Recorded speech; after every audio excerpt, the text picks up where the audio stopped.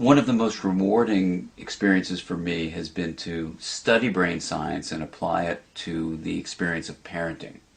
And the hand model of the brain that I use to teach parents is very useful to understand that. So if you take your thumb and put it in the middle of your palm, put your fingers over the top, this is a very useful model of the brain. And when we can actually see in front of us what's going on in the brain, then we can change what the brain does. So let me walk you through very basically what happens in this brain and the structures in it. And it goes like this. The spinal cord comes up, representing the wrist, and then you have coming up into the skull the brain stem and the limbic area, which work together to help regulate arousal and your emotions and the way you have a fight, flight, freeze response. These are below the cortex, the limbic and brainstem areas, and the cortex is this higher part of the brain that allows us to perceive the outside world, to think and reason.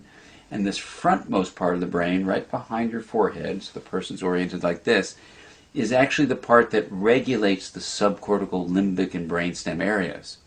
This regulation is very important because sometimes we can have all sorts of things happen in our life. We're tired, we're exhausted, someone pushes a particular emotional button, and we can flip our lids.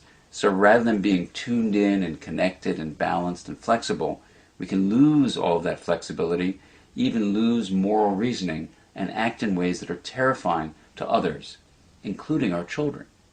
Now, you can actually bring yourself back online and come back to the high road and make a repair with your child, and that's important to explain it to them. And you can also use this hand model of the brain to explain to children, even as young as 5 and 6, how to understand when their emotions are rising up from the brainstem and limbic areas here, and how it's overriding the prefrontal area and making it so they may be about to flip their lids. So I've had kids come tell me that they're about to go flip their lids and they need a break.